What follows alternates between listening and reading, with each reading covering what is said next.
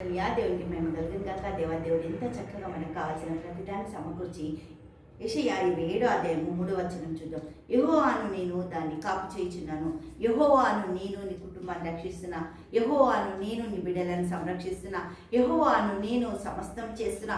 నేను చేస్తున్నాను. దేవుడు ఎన్నిసార్లు మనం చెప్పినా వినిపించుకో. నాకెవరు లేరు, నాకెవరు చేయరు, ఎవరివ్వరు, ఎవరితో నేను సాహసం లేదు అని భయపడతాం కదా.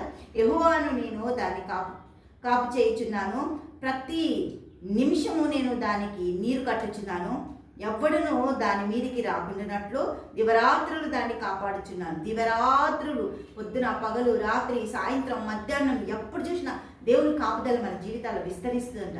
దేవుని కాపుదల లేకుండా మనం ఏమీ కూడా చేయలేము. ఆయన కాపుదల అంత గొప్పది, ఆధిక్యత అంత గొప్పది, ఆయన దయ అంత గొప్పది. దేవుడికి మహిమ కలుగును గాక. ఆయన ఒకటే మాట అంటుంది. ఏమంటుండే 5వ వచనం చూస్తే, ఇలాగున జరగకుండానట్లు జనులు నన్ను ఆశ్రయింపవలెను, నాతో సమాధాన పడవలను, వారు నాతో సమాధాన పడవలెను.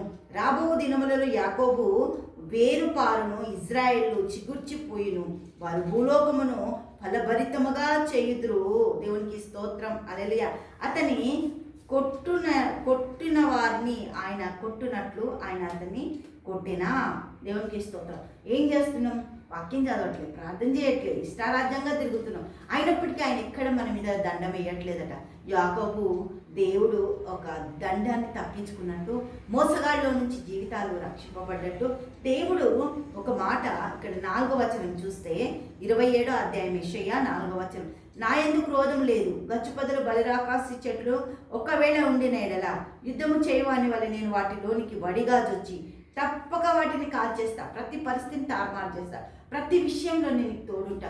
నేనే నీ దేవుడినని దేవుడు ప్రతి దగ్గర కూడా చెప్తున్నాడు. నేనే సమస్తము కాపాడేవాడను. దేవునికి మహిమ కలుగును గాక. తండ్రి యేసయ్యానికి స్తోత్రాలు. గొప్పది అద్భుత చరకారాలు చేస్తుంది తండ్రి. నీ బిడ్డలను దీవించు, కాపాడే దేవా నీకే స్తోత్రాలు చెల్లిస్తున్నాం. యేసు నామములో ప్రార్థిస్తున్నాము తండ్రి. ఆమేన్.